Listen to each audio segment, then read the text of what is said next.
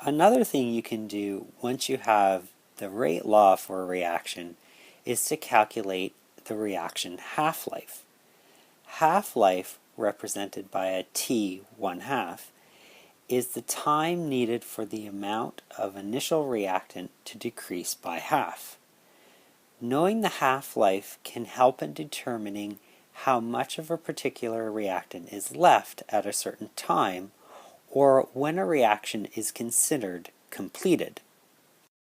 Half-lives can get a little confusing the more you do.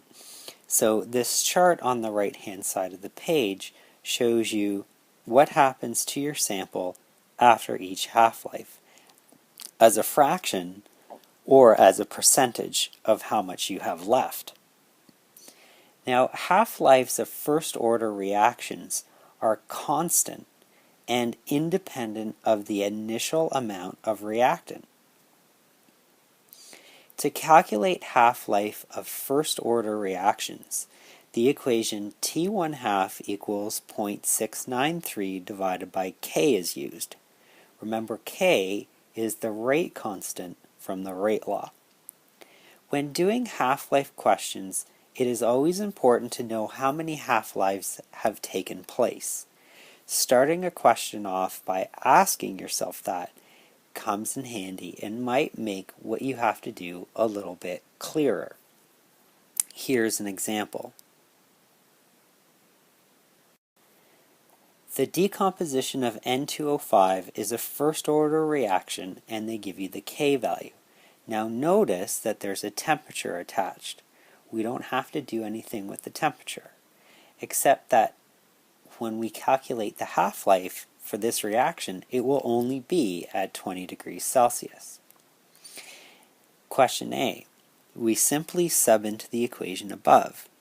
T 1/2 equals 0.693 divided by K.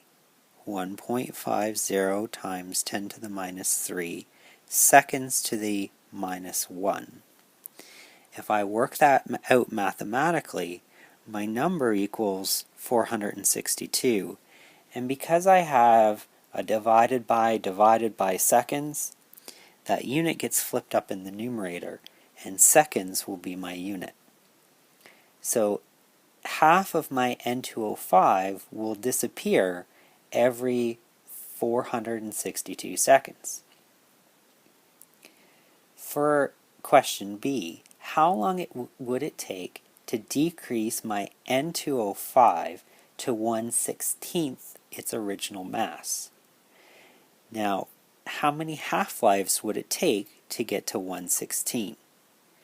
If you start at 1 and divide by 2, how many times do you need to do it? Or look at the chart. 1/16 occurs after 4 half-lives. So if I want to know how long it takes, I would take 4 half-lives times how long a half-life takes, and that would tell me how long I would need to wait.